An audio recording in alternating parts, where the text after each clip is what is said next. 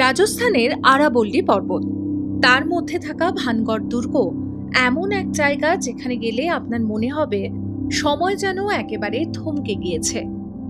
ভাঙা বাড়ি, ফাঁকা রাস্তা আর নির্জন পরিবেশ সব মিলিয়ে জায়গাটা রহস্যময়, একই সঙ্গে অদ্ভুত। ভারতের ভুতুড়ে জায়গাগুলির মধ্যে অন্যতম ষোড়শ শতাব্দীতে তৈরি হওয়া ভানগড় ফোর্ট।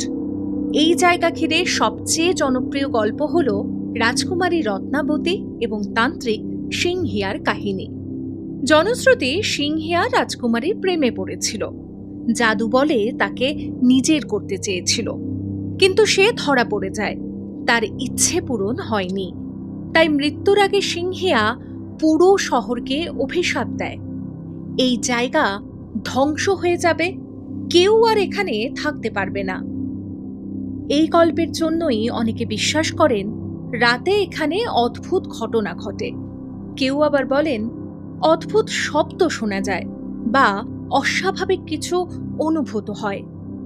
তবে ইতিহাস একেবারেই অন্য কথা বলে।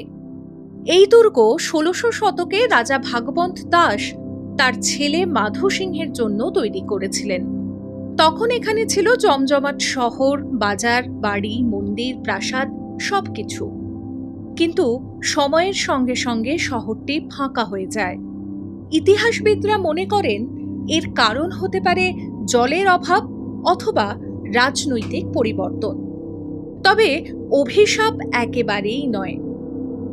আজও এখানে গেলে দেখা যায় পুরনো বাজারের রাস্তা, নগরশৈলীর মন্দির, ভাঙা হাভেলি এবং বড় প্রাসাদ। জায়গাটা খুব শান্ত, কিন্তু সেই শান্তর মধ্যেও একটা অদ্ভুত অনুভূতি আছে। সবচেয়ে গুরুত্বপূর্ণ বিষয় হল আর্কিওলজিক্যাল সার্ভে অফ ইন্ডিয়া বা ASI ভানগড়ে নিয়ম করে দিয়েছে সূর্যোদয়ের আগে এবং সূর্যাস্তের পরে কেউ ঢুকতে পারবে না ভানগড়ের দুর্গে। রাতে থাকাও নিষিদ্ধ। মূলত নিরাপত্তার জন্য এই নিয়ম, কিন্তু এর ফলে জায়গাটা আরও হন্টেড প্লেসে পরিণত হয়েছে। দিল্লি থেকে গাড়িতে গেলে প্রায় ৪-৫ ঘন্টা সময় লাগে ভানগড়ে পৌঁছতে। জয়পুর থেকে গেলে ২ ঘন্টায় পৌঁছে যাওয়া যায়।